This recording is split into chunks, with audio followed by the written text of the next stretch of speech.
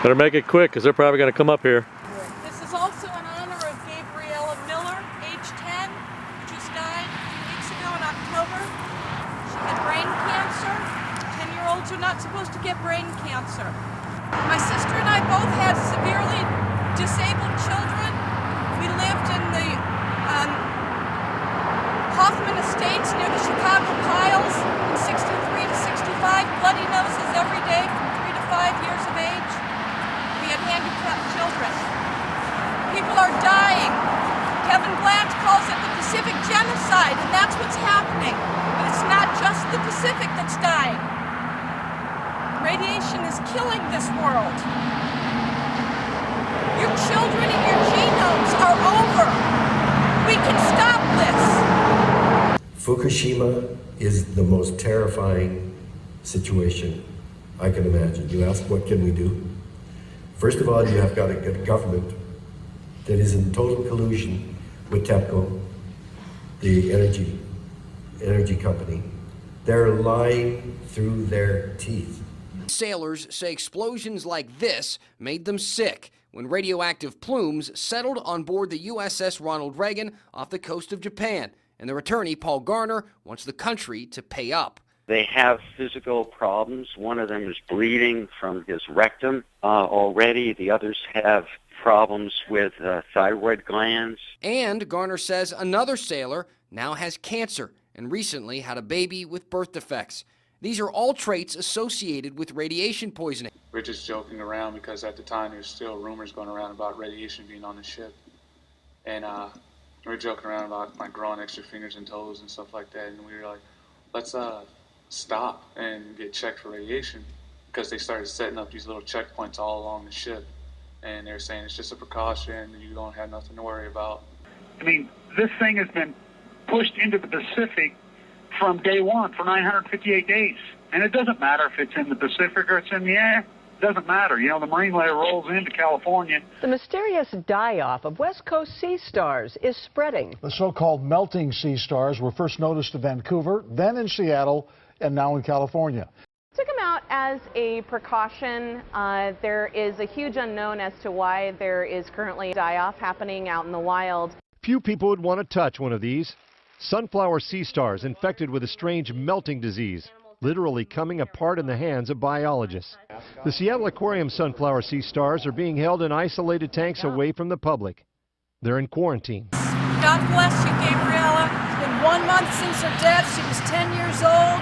She died of a sudden onset of brain cancer for no apparent reason. 11 months after Fukushima. And she is just one of the millions of children. Yes. Cancer, I've heard recently, is the #1 reason for childhood death in America. That if, in fact, the fourth plant goes under an earthquake and those rods are exposed, it's bye-bye Japan, and everybody on the west coast of North America should evacuate. Now, if that isn't terrifying, I don't know what is.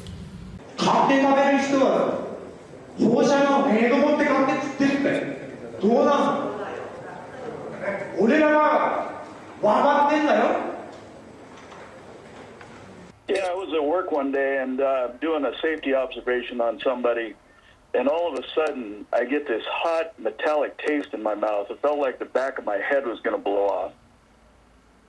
And it was like, what was that? And I had a foreman standing next to me, and I told him, I said, hey, I think something just happened. I don't know what it was. But then after starting to understand what this whole thing is with the hot particles, I'm pretty sure that's what I sucked in, because the very next day it was like my whole immune system had shut down, and I came down with this horrible cold and just felt like garbage. Me, myself, I've had multiple miscarriages. I was completely infertile. I've watched the death of my babies year after year after year. My mother-in-law has cancer. My friend Jane Milliker has cancer. The list goes on and on. They put out the word, everything's fine, we got everything under control, and they lull everybody, the world, into a false sense of security. And I get my boots checked, my pants, and then my hands. And as soon as they get to my hands, the machine just goes crazy. And instantly, like, we went from like smiling to just being nervous and scared. And they instantly told everybody to back away from me. They made a perimeter around me. You have seawater that they're using to cool it, because that adds to the creation of isotopes. Totally different isotopes that wouldn't have been released otherwise. I wish we knew what the real damage to the ocean was at this point. I think it would be so scary. I think about it every day.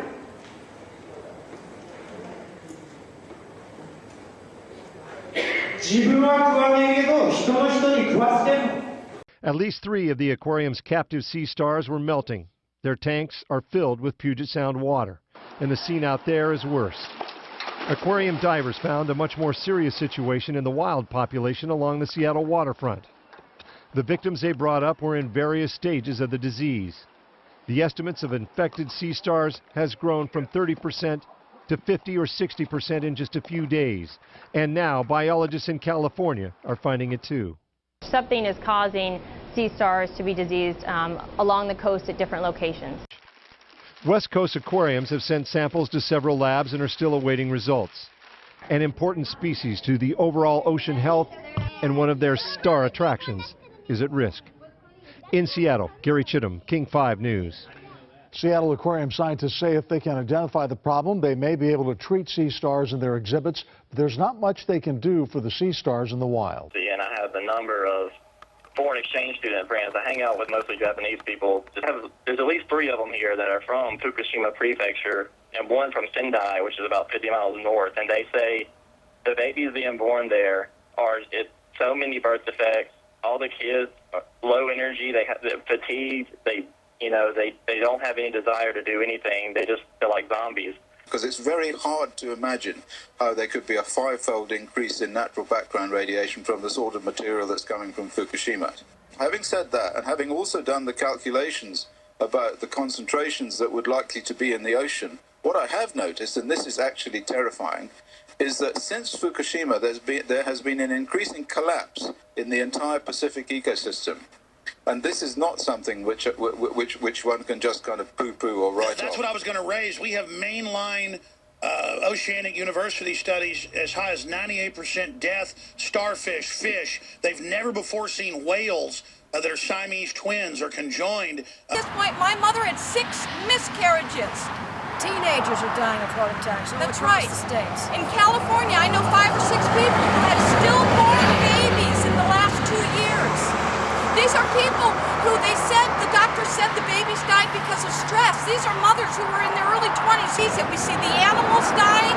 We see things coming out of the ocean. People are feeling it. Everybody's tired. Sore throats, people's hair falling out. There are things that we could be doing. Our thyroids are being completely blown away. We've got nodules. My best friend in California, Gary, 27 years old, has got a thyroid nodule that just cropped up in the last year. Why? I'll tell you why. Fukushima! The next miracle is nuclear energy.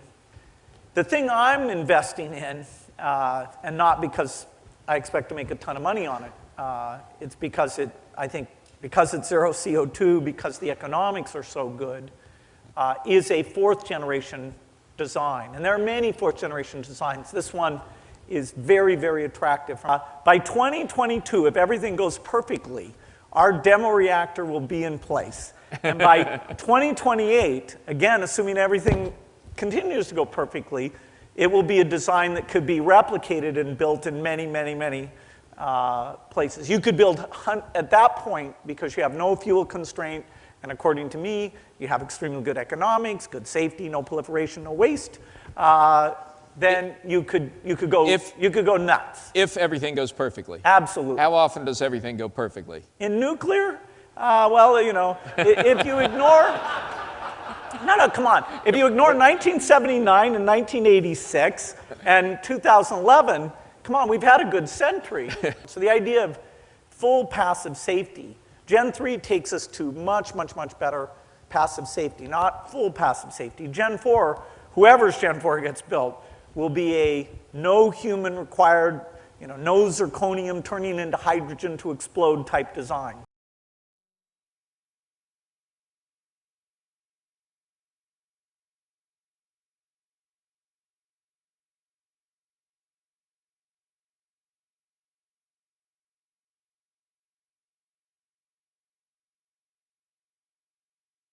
Great change is afoot in our world, albeit a change as terrifying as it is invisible. Many have succumbed and died already in this invisible war. Many more will continue to die unless we change direction. What we do from here will determine whether the death toll claims enough lives to end life on Earth, or permit enough life to survive to avoid extinction. As it is, the survivors will already have to share a planet alongside a host of newly released and pervasive radiological terrors.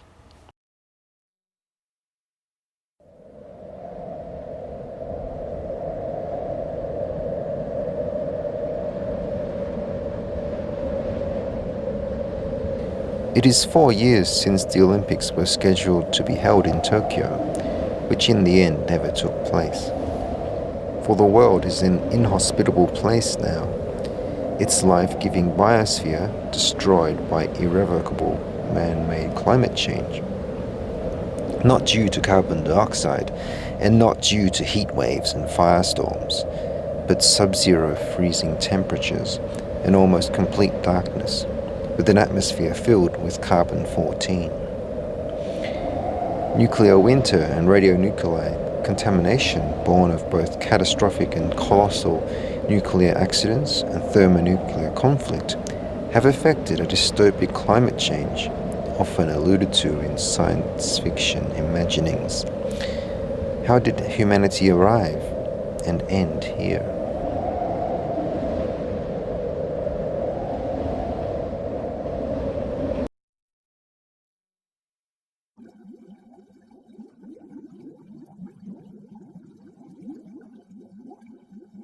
It was in sunlit waters like these that life on Earth began.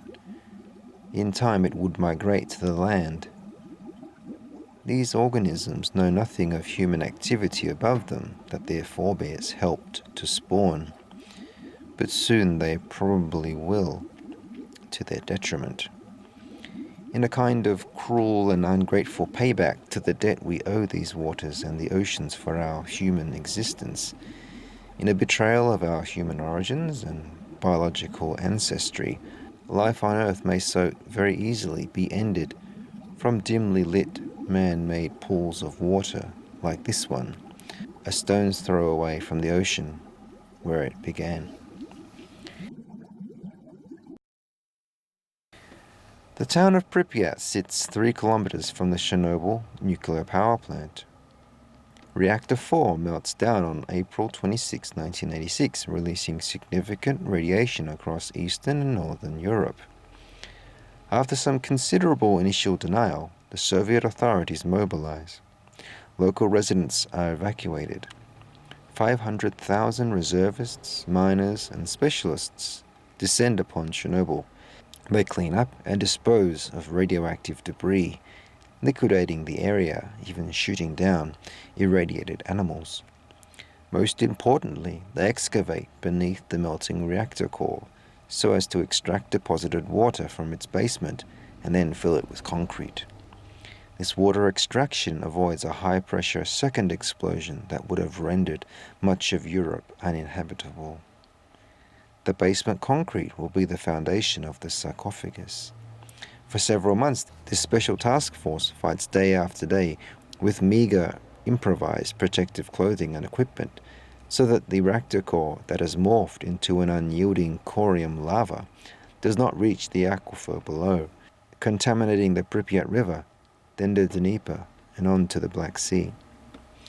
Despite this victory, a Russian research paper will be finally published in the New York Academy of Sciences in 2010, citing the combined Chernobyl death toll to be 1 million persons worldwide. A tragic yet unsurprising figure, as the fallout from Chernobyl was 100 times greater than the fallout from the combined atomic detonations at Hiroshima and Nagasaki. This does not account for the thousands of miscarriages and genetic diseases that have afflicted countless Eastern European children since. Many of the liquidators have died or are dying as a result of their efforts. This story was only told in detail in the documentary The Battle of Chernobyl 20 years later.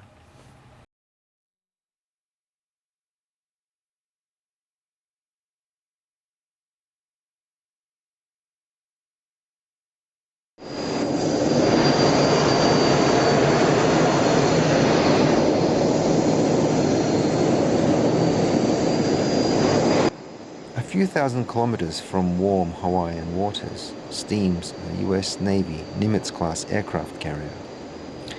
It projects American power and prestige in international waters and is a key player in the contemporary war on terrorism. Such a vessel and its battle group can lay waste to any good-sized nation-state in minutes. Now it has just received word that a terrible disaster has befallen its ally nation of Japan. The ship, along with its support vessels, steamed towards North Japan to render assistance. Yet, the USS Ronald Reagan will fail disastrously in its mission to mitigate the suffering of the people of Japan, and also in its primary mission of defending the United States' homeland against terrorist enemies. It never even stood a chance. For all its military might, its 100,000-ton displacement, bristling high-tech weapons and highly trained personnel, the Reagan and its task force was unknowingly fighting a battle it did not comprehend, was ill-equipped for, and moreover was never mandated to seriously engage. It was pitted against an insurmountable enemy. It was up against the four exploded nuclear reactor buildings with a radioactive arsenal the equivalent of 14,000 Hiroshima bombs. Before 3/11 they were used for power generation for Japanese civilians, but now in an instant converted Godzilla-like into a massive and invulnerable nuclear artillery battery pummeling the whole Pacific Ocean. Its invisible, destructive venom is not carried by shells and gunpowder, but the airstream, water currents, and infected microbes and complex multicellular organisms. Many of its salvos explode continually for thousands of years, not making craters, but destroying DNA, over half-lives as long as 24,000 years. Against such an enemy, the task force turned tail and beat an ignominious retreat. At Fukushima Daiichi, the northern Japan earthquake and tsunami causes not only the explosion and meltdown, but the full China syndrome of 3 larger nuclear reactor cores at reactors 1, 2, and 3. A terrific explosion at reactor 4 severely destabilizes the building that in itself houses 10 Chernobyls worth of potential fallout in a storage pool stacked 100 feet in the air. The USS Ronald Reagan had no idea there was a nuclear accident at Fukushima when it embarked upon Operation Tomodachi. The Daiichi plant operator TEPCO, the Japanese government, and the US military, when faced with a nuclear disaster many more times grave and deadly than Chernobyl, instead of mobilizing its resources and manpower to engage this even more formidable enemy than was present at Chernobyl 25 years earlier, chose not to respond and let the radioactive chips fall where they may. Instead of mirroring the great Marshall Soviet effort at Chernobyl that saved Mother Russia, and in turn the whole of Europe, these fabled warriors against terrorism are stood down. They do not, and have not yet begun the Battle of Fukushima. Instead of battle, there is colossal betrayal. This betrayal at Fukushima will kill millions sooner or later. Even if the battle were to begin now, tremendous damage to our planet has been done, and millions are slated to suffer egregiously. We can only guess and estimate because governments are doing all they can to obscure what is happening in the waters and the air near Fukushima.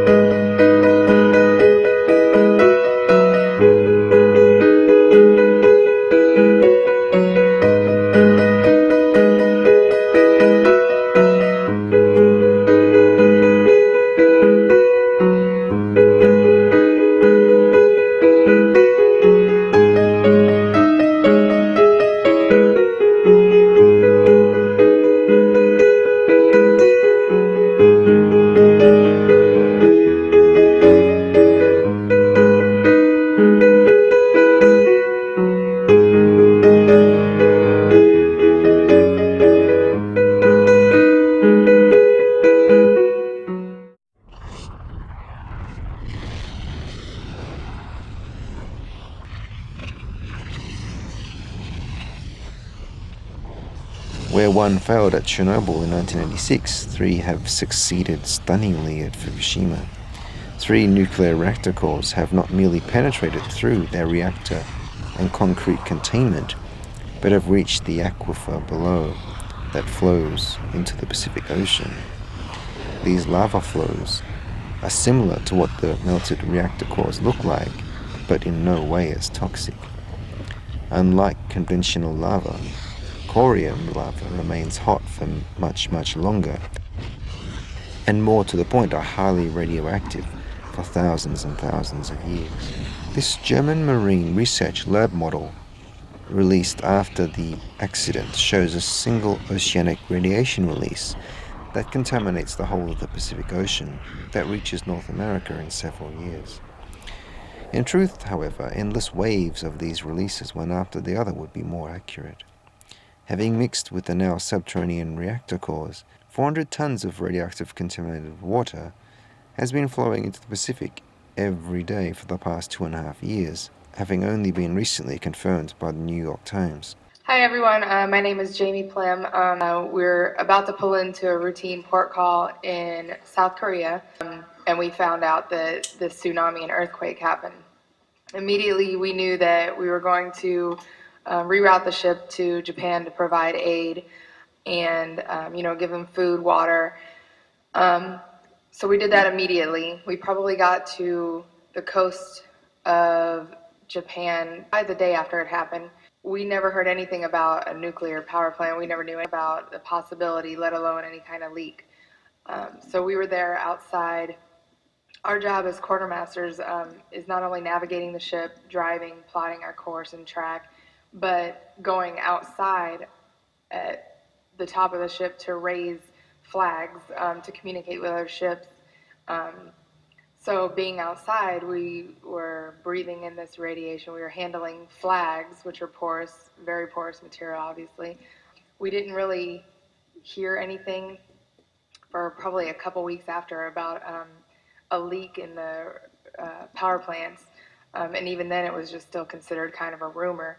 The ship didn't really even go on lockdown, which I mean by that, like no one was allowed outside, probably until about a month and a half after the initial, the 11th, March 11th. So we were outside breathing this in, handling stuff, handling materials, and just absorbing the radiation.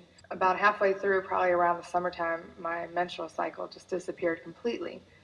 And then it would come back and disappear and go on and off. And this happened until about the summer of 2012, where it came back in such full force that I was in and out of the emergency room. Once they thought they were going to have to do a blood transfusion on me because I had lost so much. In addition to that, in February 2012, I developed bronchitis. And then from February to the summer of 2012, I got it 6 times. I was sent to a respiratory doctor, and it was determined that I developed asthma. So a lot of people don't understand that once you get out of the Navy, you don't get any health care at all. If you retire and you stay in 20 years, you get health care. This is also what we're involved in a lawsuit against TEPCO for medical expenses that we're going to have to pay out of pocket for. We also fly our American flag or ensign at the highest point so people know we're the U.S. Navy.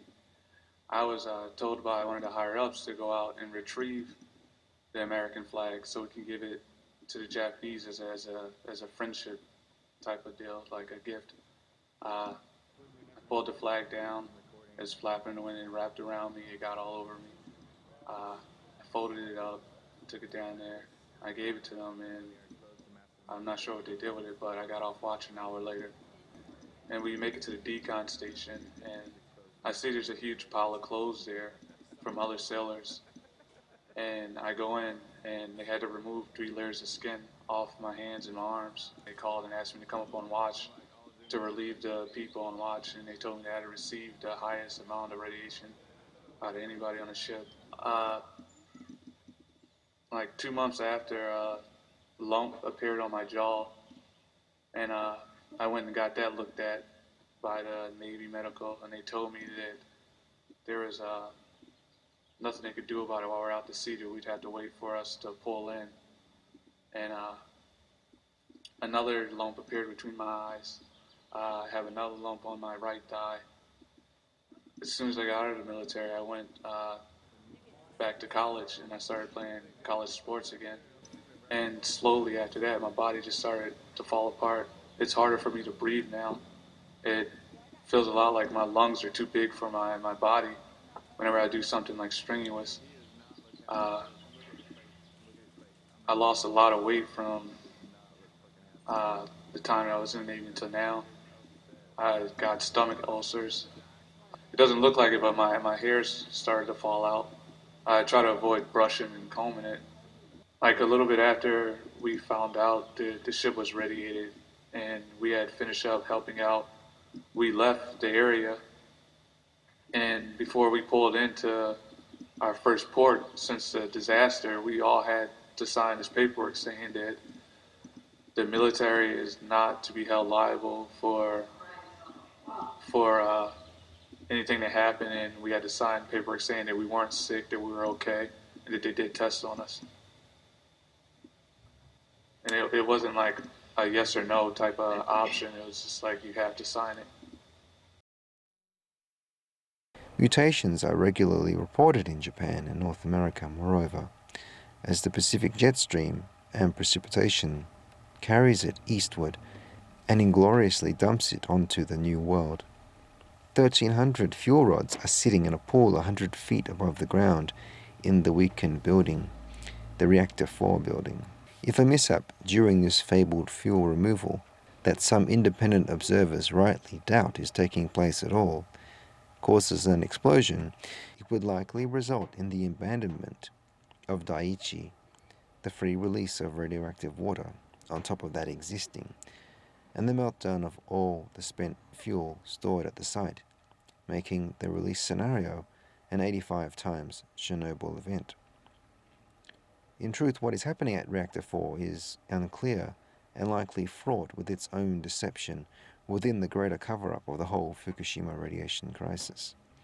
The possible scenarios are either that the fuel pool has already burned into the Pacific jet stream and ocean, or are at best largely still sitting in a pool of water, but the evidence leans closer to the former scenario. Equally stunning and far-reaching as this disaster is the astounding silence and myopia, not merely by governments and the pliant media, but also the overwhelming majority of academia, public figures, health advocates, and NGOs, even fabled environmental groups. I thought for sure after day 100, day 200, somebody would break ranks at Berkeley or Stanford or Oregon State or Washington. We'd get a study come out of the Pacific Ocean showing plutonium in the plankton, and the whole world would go crazy, and that would be the end of nuclear. I really thought that's how it could play out. And here we are, 956 days later? Mm-hmm. Not one single study freaking out of any of these 300 marine biologists, parachutes, not one saying yay or nay. Now, who would ever believe that is possible? Yet people are still waiting for confirmation from BBC, Reuters, CNN, they're still waiting. I thought Greenpeace would be all over this after 3/11. I mean, you look at their website and then you click on oceans, and there's nothing there about Fukushima at all. Pacific Ocean. Well, get this, Andrew. When I was in San Diego this summer, yeah, I had it out with the young activists on Pacific Beach Pier, and I had him call, what's his name, the head of Greenpeace. He lives up in the trestle, and he came down, and I'm like, where are you guys? Where are you guys? And you're using these grants. They're nothing but they've evolved to the Sierra Club, Greenpeace. They are nothing but cash cows for these people at the top. They've went the same way as everything. You got to see the house that dude lives in. Same with the guy they had at Sierra Club. They turned into fundraising organizations. Yeah. So he told me, here's exactly what he told me. He says, Kevin, we have a flyer that goes out to our website once a week, and we rank the top 10 issues that people want us to address. And Fukushima hasn't made the top 10 yet. And I says, so you're about fundraising. You're not about leading. You're not about telling them what the most important issue. You're letting them tell them, so you're all about fundraising. Yeah, and that's what they are. They're diversifying so they can increase their funding. $20. I wouldn't even give them that much.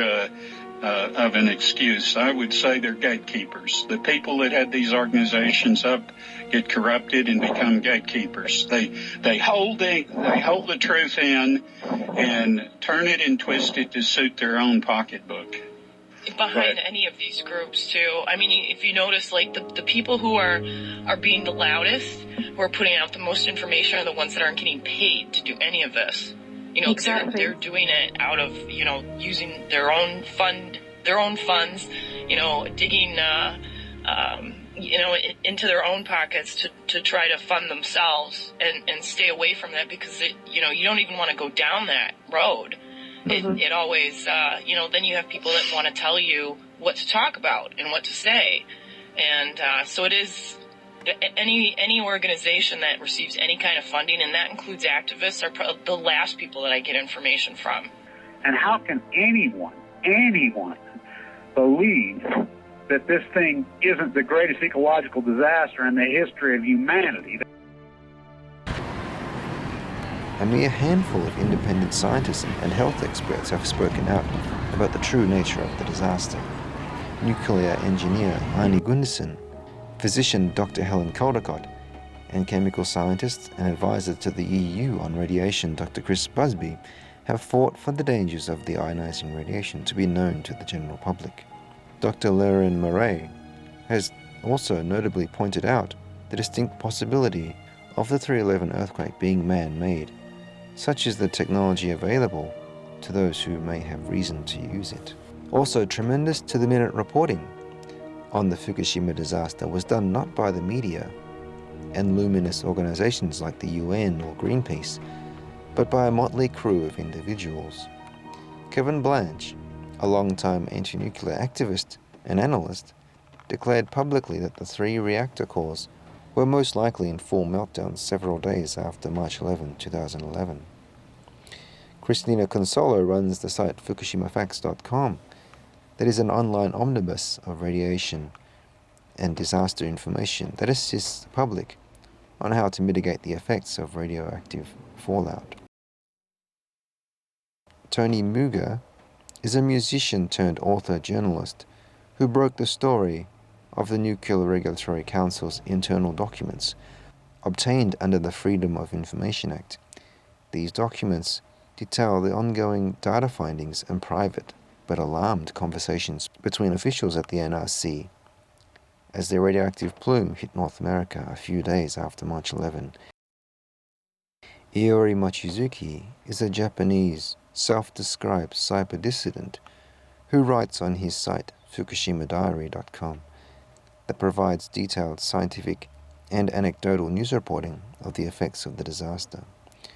All these persons prior to 3/11 living relatively normal lives, now thrust and self-conscripted in a struggle to generate public recognition that the Battle of Fukushima must be started. Slowly their reports are prying open the eyes of the world public about Fukushima, yet many times faster and widespread than the TV-addled public are the radionuclides that are literally running circles around them and the globe and the relatively tiny Fukushima Truth Movement. But not only is the eastbound radiation relentless and indefatigable, but so are the financial resources, master strategies, and lobbying power of the nuclear lobby. With Germany renouncing and France withdrawing from nuclear power, the response of the nuclear lobby has been to double and triple down vigorously. Demonstrative of its power is its ability through government proxies to switch off radiation detectors across the United States and raise the acceptable radiation doses in Japan and America. It has coerced the Japanese government to burn radioactive waste across Japan and create laws against whistleblowing. Now it seeks nuclear plants elsewhere as the psychological fallout from Fukushima seemingly died down a few months after 3/11. Japanese Prime Minister Shinzo Abe and the Turkish government in October 2013 signed an agreement with a consortium led by Mitsubishi Heavy Industries to build 4 nuclear reactors in the Black Sea city of Sinop at an estimated cost of more than $22 billion. Abe seeks new contracts with Vietnam, Russia, and India. A new nuclear plant in Hinkley Point in Britain that will go online in 2023 has also been given the go-ahead. I'm Robert Stone. I'm the producer and director of the film. Most documentaries function and are marketed and have a life out in the world by reinforcing people's preconceptions about the world. What we've done here with this movie is to take a different tack. It's not like coming at you in your face and saying, oh, you're wrong, this is why you're wrong. It's we are you, and we were wrong about some things, and we were wrong for a whole variety of reasons because we were given information that was wrong. This documentary, financed by Microsoft co-founder, billionaire Paul Allen and Richard Branson, is a glossy and desperate pitch to put the eco-friendly in nuclear in light of Fukushima. Pandora's promise, referring to the artifact, a box, or more accurately a jar, given to Pandora in Greek mythology by Zeus, which she out of curiosity opens and in turn releases all the evils in the world, promises that the fast breeder reactor technology cancelled in 1994 was always the answer we have been looking for, especially in times of fancied climate change. Thus, nuclear technology, which was traditionally misunderstood as evil, could represent the hope that Pandora found at the bottom of the jar or box, after inadvertently releasing the evil. Man-made climate change, born of carbon dioxide emissions, is the powerful gravitational drawcard, the beacon to which much of the green movement's political, financial, and emotional capital has been fastened. Pandora's promise thus attempts to draw as much of the climate change movement away from anti-nuclear sentiments and inhibitions, and have them embrace this supposedly carbon-free, non-polluting nuclear technology. How the movie seeks to prize green support away from anti-nuclear is the PRISM, a fast breeder technology, the research of which is funded by Microsoft's Bill Gates, who is himself heavily invested in depleted uranium, and designed and constructed by GE Hitachi, whose reactor technology is currently melting down into the Pacific Ocean and into the Pacific jet stream. The fourth generation nuclear reactor, the fast breeder reactor, creates more plutonium waste than older designs, and if it were embraced today by first, second, and third world countries to meet their pressing energy needs, it would inevitably exacerbate nuclear weapons proliferation. Were it not used for more nuclear weapons, the plutonium waste has to be stored still after civilian use, and requires the same land space and resources for it to be stored as conventional plutonium. Notwithstanding these significant gaffes, the film Pandora's Promise makes an appeal that makes no sense.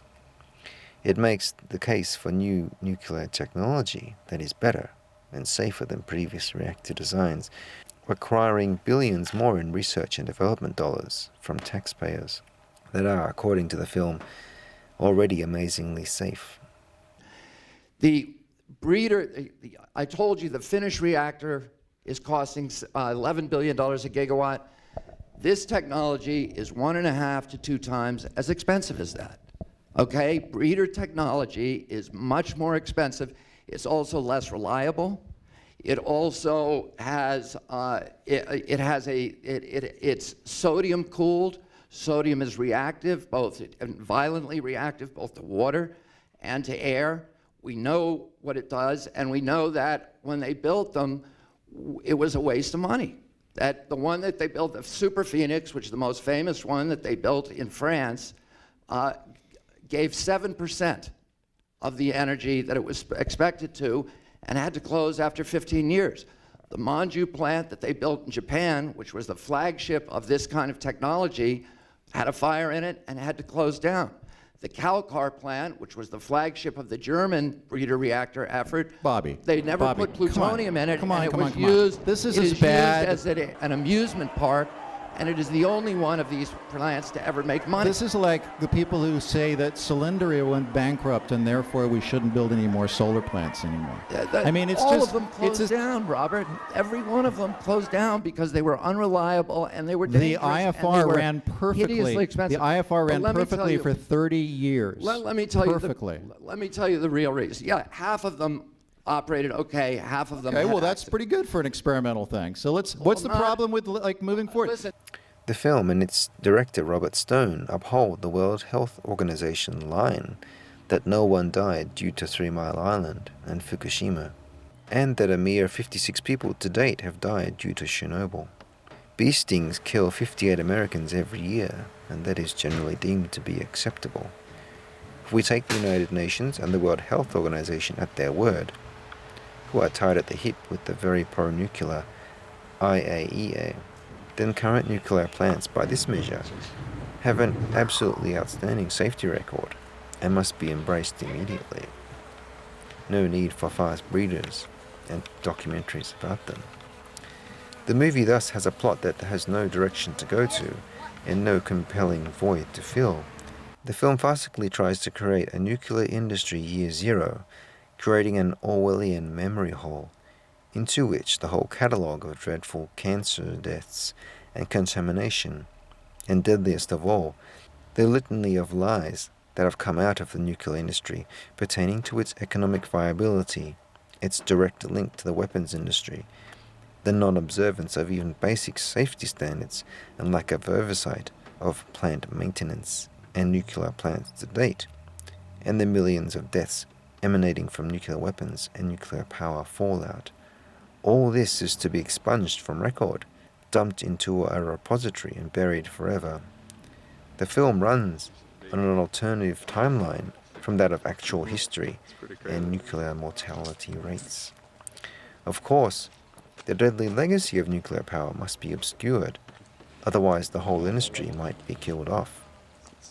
A hitherto unprecedented and much belated study published in the New York Academy of Sciences in 2010 that laid out the figure of 1 million Chernobyl deaths from the 1986 accident has been fiercely attacked by nuclear-sponsored academia. But if we go to the Pripyat region and actually investigate, we would find thousands of children and young adults with deformities and birth and heart defects, not to mention those who have died already. You have to look at the worst case scenarios that have happened with even the most ridiculously designed reactor ever built, which is the one at Chernobyl. The worst case scenario turns out to be not the apocalypse that we all thought it was. I trust the United Nations and the World Health Organization that's done the definitive studies on this, and their conclusion is that Chernobyl has killed 56 people, which was probably the most astonishing fact I came across in making the whole film. Of the 500,000 Chernobyl liquidators, the Russian military disclosed that 20,000 have died as of 2006, and 200,000 are permanently disabled. This is the price they paid, so that the whole of Europe remained habitable, and all of the Soviet Union's water supply from the Dnieper and the Black Sea remained drinkable. The reality is that Chernobyl has killed, and continues to kill many, many more than the World Health Organization presents. And if it were acknowledged to do so, it would undermine very powerful nuclear interests and corporations. The price was not solely paid by liquidators. Eastern European nations like Poland, Bulgaria, Estonia, Finland, and Russia itself have their own national cover-ups of their respective cancer and leukemia figures resulting from Chernobyl. The cases of illness and death are vastly underreported or obscured, especially after the Chernobyl dwarfing disaster at Fukushima. That is why the Reagan and any US help had to be turned away from Fukushima. That is why the Fukushima area and Greater Tokyo are not evacuated, despite the recommendation of the head of Japan's Atomic Energy Commission. And much of Japan is subject to nuclear waste incineration. That is why there is no alarm sounded as the radioactive plume, both seaborne and airborne, hits North America and moves on to circle the globe. The power of the nuclear weapons and nuclear power industry is that vast and dominating. Stone stated in a recent interview promoting his movie that his 1988 anti-nuclear documentary, Radio Bikini, was a little misconceived in that it lumped nuclear weapons and nuclear power into the same box. Stone posits that it was nuclear weapons that destroyed Bikini's environment and caused returned inhabitants to become sick and die. Nuclear power kills just as effectively as nuclear weapons, and to even draw a distinction between them is an exercise as ridiculous as it is dangerous. In 1951, a study by the US Atomic Energy Commission concluded that nuclear power generation was economically untenable as it did not generate enough profit to be viable. So fraught with risks are nuclear plants that a special act of Congress was made to exempt the nuclear industry from having to gain insurance for their operations to pay out potential victims and homeowners, the Price-Anderson Act. Wall Street firms wanted nothing to do with the insuring of the plants. The plant's construction and maintenance themselves are completely subsidized by the taxpayer. All this was overcome by the Atomic Energy Act in 1954, passed by Congress, that determined that nuclear power plants should be made economically feasible by having them sell the plutonium they generate to nuclear weapons manufacturers. Thus, it is no exaggeration for long-time anti-nuclear advocate Helen Caldicott to famously quip that every nuclear power plant is a bomb factory. The nuclear power industry is the nuclear weapons industry, which is GE, Westinghouse, Hitachi, Monsanto, all of whom are players in the military-industrial complex. As nuclear power and possibly new Generation 4 reactors and nuclear weapons become more sought after by countries like India, Pakistan, Israel, Iran, and North Korea, it creates a relentless positive feedback loop for plutonium generation, and thus nuclear weapons proliferation, as they are constantly jockeying for power and influence, and in turn more deterrence from their rivals and neighbors. The very public fear of weapons of mass destruction stoked vociferously after the US government attacked its own people on 9/11 and blamed a personal friend of the Bush family, who was already confirmed to be dead or on his deathbed, can now be used to legitimate US attacks and aggression on nation-states that the military-industrial complex finds uncooperative, as the reins of the US government and the military-industrial complex have been held by the international banking cartel. Until 1990, they would not let U.S. troops use depleted uranium in any type of combat or even in any type of drills or firing range, proving ground testing, because it ignites going down the barrel, whether it's fired out of a Vulcan cannon in an A-10 Warthog, or whether it is fired out of a 50 caliber Barrett, or whether it's fired out of a .308 sniper rifle. It ignites going down the barrel, and then you breathe a large dose of the radioactive uranium that then at point blank range goes inside your cells and gives you cancer, destroys your kidneys, destroys your lungs, destroys your liver, destroys your skin, destroys your testicles, destroys your ovaries. This is what our troops are going through. U.S. military, last time I checked, has 5 times the birth defects now from the last 2 Gulf Wars. Fallujah has 16 times the world average for birth defects where DU was used. If the US attacks its own people with nuclear weapons and blames Assyria or Iran, it will have the Pandora's premise to declare martial law and invoke its NDAA powers across the world. In light of Senator Lindsey Graham's paranoid warning that a nuclear weapon could go off in the United States if the United States did not bomb Syria, conservative radio talk show host Michael Savage has followed the story of several nuclear force command generals who have been fired by the Obama administration and the unprecedented secret removal of United States nuclear ordnance from Dyess Air Force Base for purposes unknown. If a nuclear weapon is exploited on American soil, the real perpetrators are much more likely to be persons working for or alongside the US government. Is Obama purging the military of leaders, and why? Are there any updates? What concerns me the most is all of these generals, not just generals, all these nuke commanders being fired and suspended, all by these higher-ups that are behind all of the nuclear weapons in the whole United States.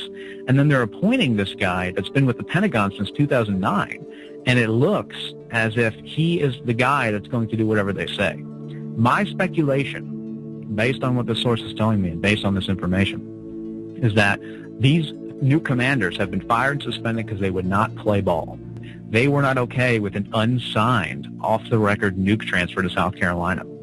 And they were not okay with Lindsey Graham coming out and saying, hey, if we don't attack Syria, we could get nuked. And unfortunately, it seems like my source, they might have found who it is, and they threatened him or something like that because he's not speaking out anymore. So there are red flags going on. Well, I think the key thing here is that by just speaking about this, we might be stopping something. But as of right now, I think we're actually shielding this nation by just exposing this information. In exchange for accepting losses of liberties, having heightened security checks, CCTV cameras and expanded police powers, the public have accepted a new form of security, which may not be very secure at all. The coalition of the willing now wages terrible and costly wars, seeking out weapons of mass destruction, even when there are none to be found. But the war on terrorism is of course illusory and now horribly misdirected. Fukushima is the weapon of mass destruction par excellence.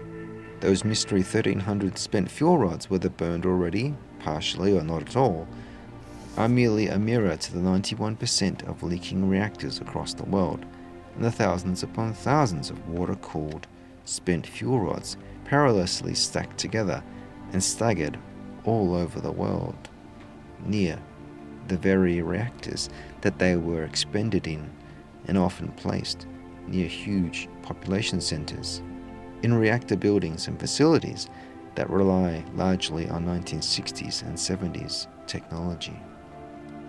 Workers tending the Fukushima plant itself are poorly paid, hastily and questionably assembled, and lacking in training and morale and equipment.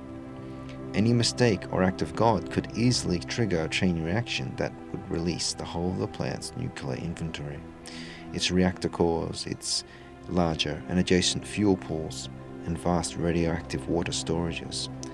A succinct explanation of why the US or coalitions of the willing will not intervene and assist so that the Battle of Fukushima can begin can perhaps be found not at Fukushima, but deep within the bulkheads of the evacuated USS Ronald Reagan. Deep inside its hull are two Westinghouse A4W nuclear reactors. The Reagan, like every other branch of the US military of course, is nuclear armed. The US military wields nuclear hardwares such as depleted uranium ammunition, nuclear-tipped tomahawks and giant ICBMs. Every one of these nuclear missiles is owned and controlled not by the military, but by the Department of Energy. It is the kingpin of the military-industrial complex, replete with revolving door connections to corporations like Bechtel, Monsanto, GE, Toshiba, and of course Westinghouse. For the US military to begin the Battle of Fukushima, if any victory or redemption can be won at all at this stage, would be a direct attack not merely on the prestige and profit, but the very existence of nuclear power. It would be attacking the very hand that feeds it, that enriches its own on-ship nuclear weapons arsenal, and provides the ship itself propulsion through the two on-board nuclear reactors. I met with the Navy when I was in San Diego. They searched me, wouldn't let me videotape anything, and we talked about the fight that went on in the Situation Room with the military and the Department of Energy. Now, we know, I reported it, and it came out that Briner from Cal Berkeley, and now it's public domain, that there was a 32-panel team put together in the Situation Room, put together by the president, and he is running that show. I'm heavily involved with the Marine culture. I know for a fact that the Navy and the Marine is going to war over Fukushima. They're fighting tooth and nail with the Department of Energy, and the Department of Energy won out in the early days. You know, in the USS Reagan, they were all sent in. And it goes even much further than that. You know, and Jacko's confirmed it himself. You listen to Gregory Jacko, and he, you know, when you listen to him, people have to be careful too and realize that he cannot cross the line. He was in the Situation Room. He'll be worse off than Snowden if he crossed the line. The Department of Energy is a cabal of evil from hell, and they have power even over the Navy and the Marines. And this is coming from the Navy down there, the personnel and the Marines that I have. They wanted in. They wanted in. They had the people in the early days, and it was the Department of Energy, which is, by the way, you know, it's the Department of Nuclear, has pushed them to the side, and that's who's running the show. I don't know what kind of roll of the dice the nuclear industry is playing. I mean, that this is just somehow going to go away, and we're going to keep building plants. I mean, we got one ready to go online in Georgia. I think that is the arrogance of the Department of Energy. And I think who they work for, Kevin? They work for the throne of England. Yeah, absolutely. Yeah, she has most of the uranium. She owns most of the uranium deposits in the world. Oh, and it's true. It's absolutely true. You know, we fought against the freaking Queen in 1774, and that's what this is. We gave it all back. We got rid of tariffs, we got rid of usury laws, and they are all in uranium. I mean, that's their big, it's not even the nuclear industry, it's the uranium. You know, the depleted uranium in every single weapon there is. And you know, what did I read? Her net worth has gone up. I'm an ex-hedge fund guy. Her net worth over the last 20 years has went up 18,000% because of trillions and trillions of dollars. And you know, but that's just the beginning of what they control. If the nuclear aspect of the Fukushima disaster can remain hidden, the nuclear industry and the military-industrial complex can survive and thrive and carry on the war on the people of the world. Even if a nuclear reactor were ever developed that was safe and economically viable and did not even create nuclear bombs somehow, it would still be irrelevant in light of the unprecedented disaster at Fukushima, born of nuclear technologies that preceded it. Pandora's promise was never a fast breeder reactor.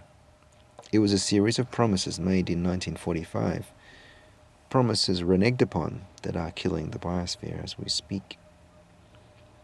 After Hiroshima's bomb on August 6, 1945, the US Secretary of War, who oversaw the bomb's creation and secured all the necessary funding from Congress, assured the public in a statement, "Atomic fission holds great promise for sweeping developments, by which our civilization may be enriched when peace comes.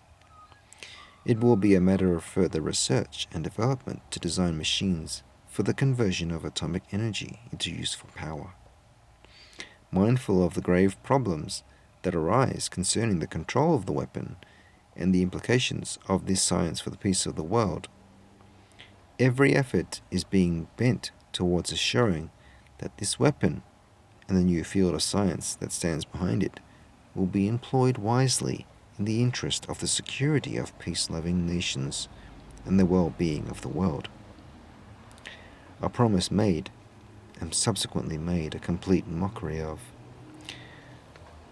Whether or not Henry Stimson's promise was genuine is irrelevant, as what has transpired since are thousands of above-ground nuclear tests, the proliferation of toxic and leaking nuclear power plants and nuclear weapons, horrific yet officially downplayed nuclear accidents, widespread dumping of toxic nuclear waste, culminating in the cancer epidemic we witness today in the old and the young, the rise of socially and environmentally regressive and unregulated corporations like GE, Bechtel, and Monsanto, all key members of the ever war-waging military-industrial complex, and now the permanent and ongoing poisoning of the Pacific Ocean and its jet stream.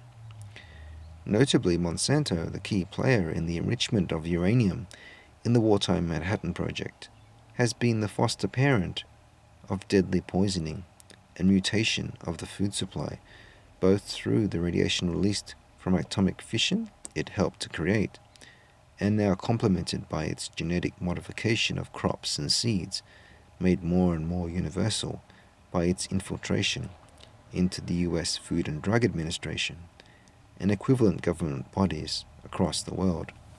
Bill Gates, who proselytizes about saving the third world, and the world in general from global warming, is a major Monsanto investor, a promoter of nuclear power, and financier of climate engineering and weather modification. We think of World War III as an unrestricted nuclear ballistic missile confrontation between nations. But in fact, World War III may have begun decades ago through other means, but no less deadly. And then, of course, and this is the big one, with the atmospheric nuclear testing, 1952 to 1980. Because what I conclude in all of this, and I think I've said it before, is that actually, even if everything went up from Fukushima, it would still not be as much as the injection into the world environment, the global environment, from the combined atmospheric nuclear tests between 1952 and 1980. It comes to about 60% of them. So if we take all of the radionuclides that came out in the atom bombs and the explosions that occurred in the Marshall Islands, the United States Marshall Islands tests, and then of course the British tests at Christmas Island and the French tests at Mururoa and in North Africa, and then of course the enormously big Russian tests in Kazakhstan, the Tsar bomber, which was 40 megatons. These tests blew an enormous amount of radioactivity up into the stratosphere, where it came pitter-patter down after about 1959 through to 1964, and the strontium-90 built up in everybody's bones, and the iodine went everywhere, and the tritium increased, and carbon-14 increased, and Sakharov and Pauling both said that this would cause enormous increases in cancer, which of course it has done. And so compared to that, if the whole of Fukushima goes up, it will only be about the same as that. But actually, it'll be a lot less than that. And the reason is that the atmospheric test blew all this stuff into the global environment with their enormous power. But what we have now is something that is almost universal and global, and the situation, because of the sheer magnitude of the problem, the level of radionuclide emissions into the environment from all sorts of sources, from the depleted uranium, from the new super weapons that use uranium, from the endless leaking of these nuclear power stations, which have just continued and are getting worse because as the nuclear power stations themselves are getting old. All of these things have conspired together to increase the concentration of radionuclides in the environment to a level where it is now threatening life on Earth. There's no question that it is reducing fertility, that it is increasing cancer, and the future looks really quite bleak. And particularly it looks bleak because of what I can now go on to. You asked me to look at this Fukushima situation. But what you say so eloquently is what Eisenhower in his farewell address warned about. He said the military-industrial complex has been seized by corporate interest, and it itself is then seizing the entire scientific complex to where they will be unopposable. And now they've hired all these mercenary scientists that will go along with anything, and it does seem like the madness of Nero or something. It's not. It's even worse, because not only do they acquire scientists by paying them money in order to provide bogus scientific reports that support their position, but anyone who happens to stand up and say something which they don't like, or find something which goes against their crazy worldview, this person gets swiftly dealt with. I mean, I can name names. There was a young scientist in Sweden called Martin Tondell who discovered that there was a significant increase in cancer in the northern Sweden after the very small amounts of radioactivity conventionally expressed that fell in northern Sweden after the Chernobyl accident. Now, he was swiftly dealt with by his boss. His boss is a chap called Lars Erik Holm, who was the ex-head of the International Commission on Radiological Protection, and is now, would you believe, can you imagine, the medical officer of health for Sweden. Wow. So if you want to know what's happening in Sweden in terms of health, you go to Lars Erik Holm. And we can find many situations in which this sort of thing happens. Monsanto. It's a sort of third world war, isn't it? It's the governments versus the people. The ultimate comeuppance of this promise, from the opening of Pandora's box in 1945, is the runaway radioactive contamination and poisoning of the biosphere.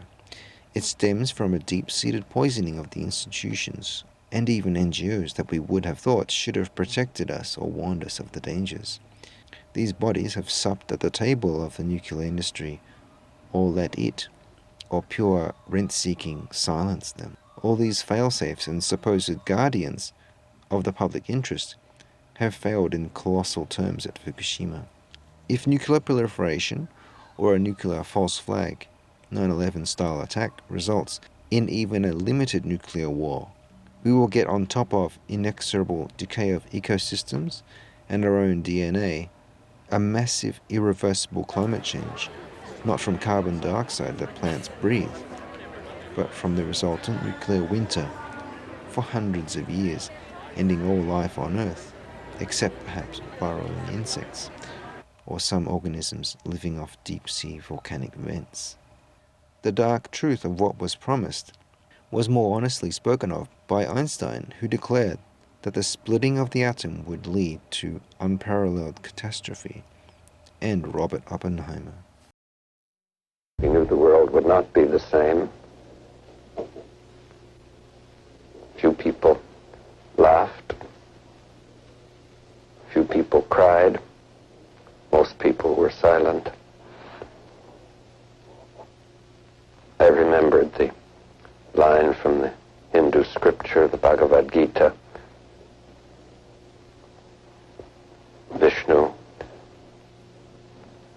is trying to persuade the prince that he should do his duty, and to impress him takes on his multi-armed form and says, "Now I am become death, the destroyer of worlds."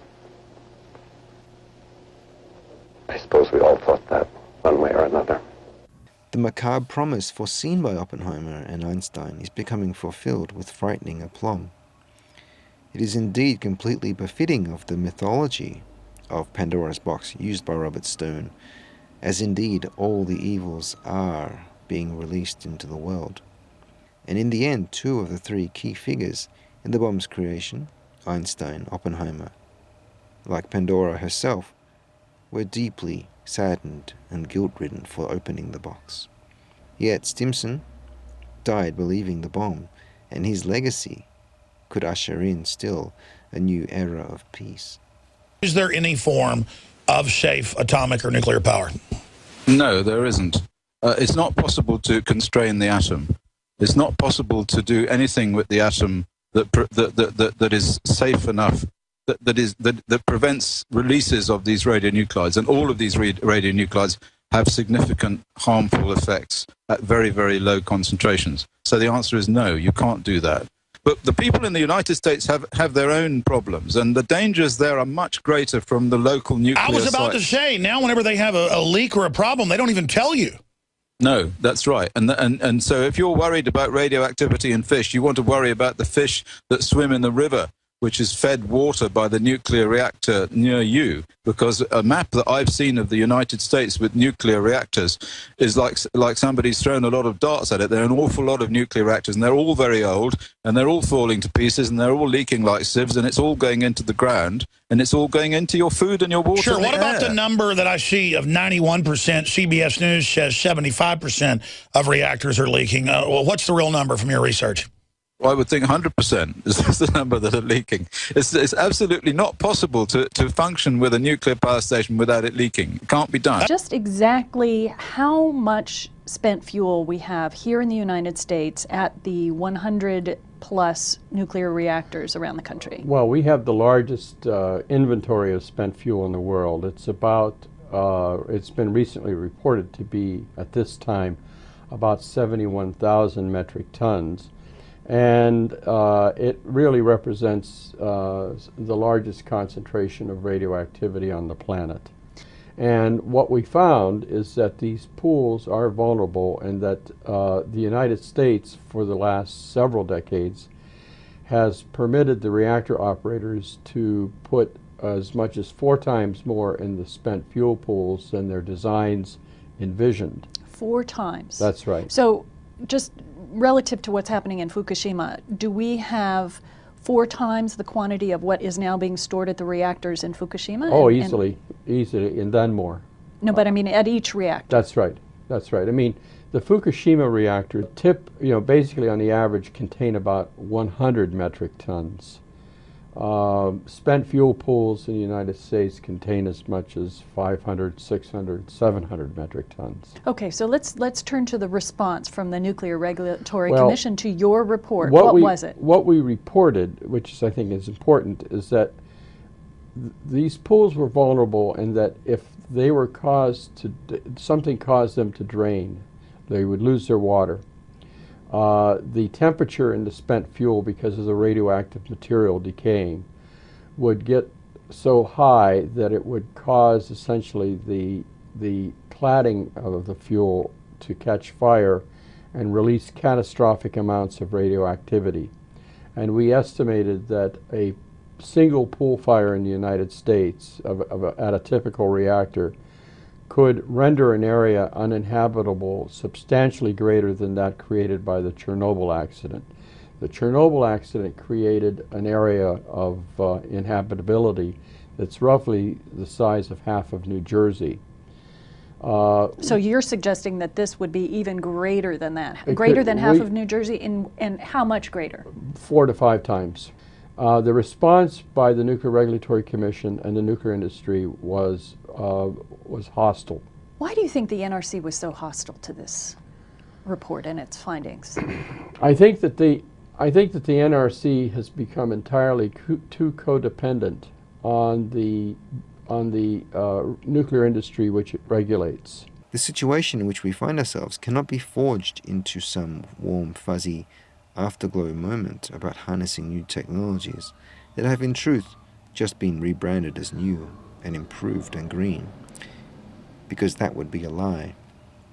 The only positive to gain is that upon enough of us fully grasping the truly dreadful nature of what is happening in the Pacific, we can take positive steps to urgently inform others of what we know and unseat our leaders and institutions who have betrayed our trust and are destroying this world and promise peace, but instead administer deadly radioactive poison. I see a lot of people putting effort into getting, petitions and, calling their congressmen and all this, and I think it's a waste of time. Yeah. They're not going to do anything. They are not going to go against these corporations till, everything in the Pacific is dead. I mean, that's how bad it's going to have to get before anybody acknowledges it, and they'll probably still lie to us. So, I mean, it's up to us and social media to use every avenue that we have to reach That's people. it. Our only chance, and I've known this from even before it happened, was our only chance is popular opinion. That is our only chance. It is we who can make a promise to the present, to the future, and to the memory, the suffering and toil of those who came before us, to let the truth be known, for the truth may just be enough to set us nuclear free. The betrayal at Fukushima and at nuclear plants must be ended. A credible international task force must be sent to Fukushima now. World War III must be stopped, and the very possible and so easily induced foray into thermonuclear war, World War IV, must be avoided at all costs. By avoiding and not fighting the Battle of Fukushima, our government and corporate masters have left it up to us to take responsibility, to push and clamour for this dreadful disaster to be fixed or mitigated, for much of northern Japan to be evacuated, for the deliberate spread of radiation through incineration and obscured contamination of the food supply to end, for health advisories and radiation reports to be given freely, and the evacuation of affected parts of North America to be made where necessary. Those who do not represent us faithfully must be replaced, or we will be replaced, or more bluntly, annihilated. The war on terrorism should be a war on real terrorists, and they are to be found within, defined by their warmongering and domestic internal terrorism and simultaneous silence on what is really killing us and the planet. The flagship organizations of the Green Movement have been blatantly fighting the wrong war in obsessing about carbon dioxide that is perfectly non-toxic and beneficial to plants and animals that live off them. At Fukushima, they have grossly failed to uphold even their own vaunted precautionary principles. If our generation will not be the one to right nuclear wrongs in battle, then the Battle of Fukushima will have to be fought and lost by the valiant but outmatched DNA and immune systems of the children we are biologically and morally tasked to protect first, and defenseless organisms, since the radiation will by then have become too great if we delay. The Battle of Fukushima must be begun and won before.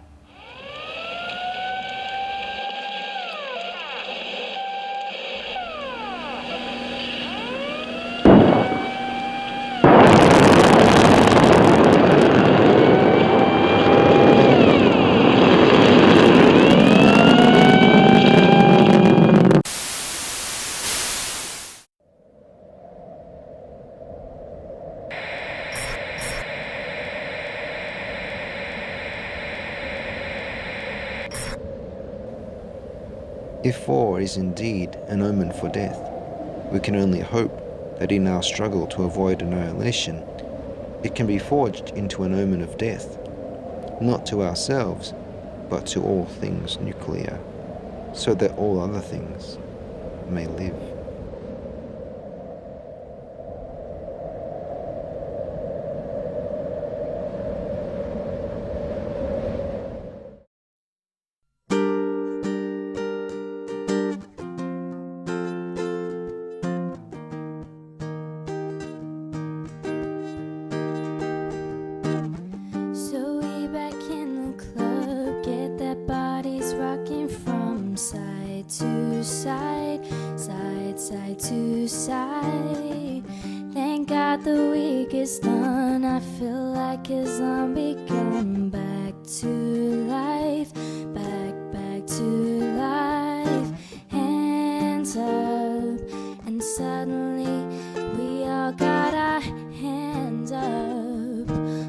Control of my body, ain't I seen you before? I think I remember those eyes, eyes, eyes, eyes, eyes, eyes. Baby, tonight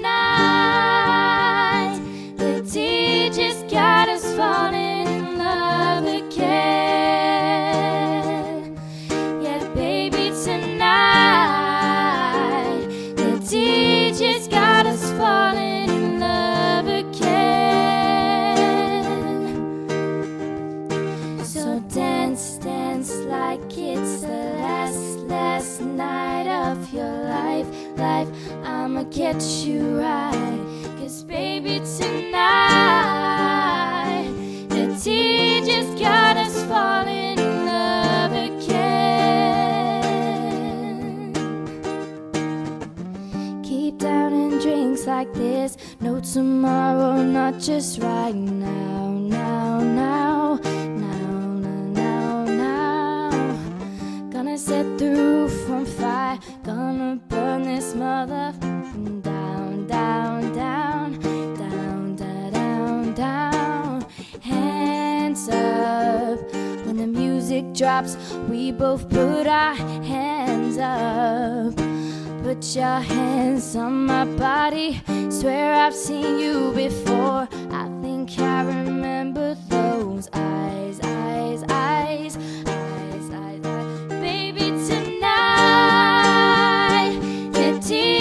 Got us falling in love again.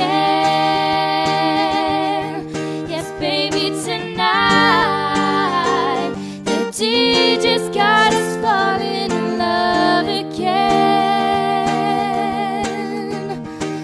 So dance, dance like it's the last night of your life.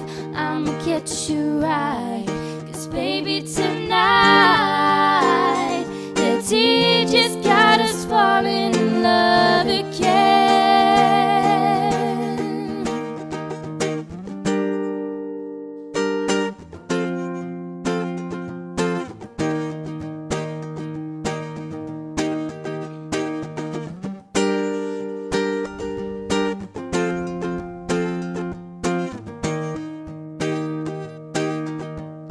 Cause baby, tonight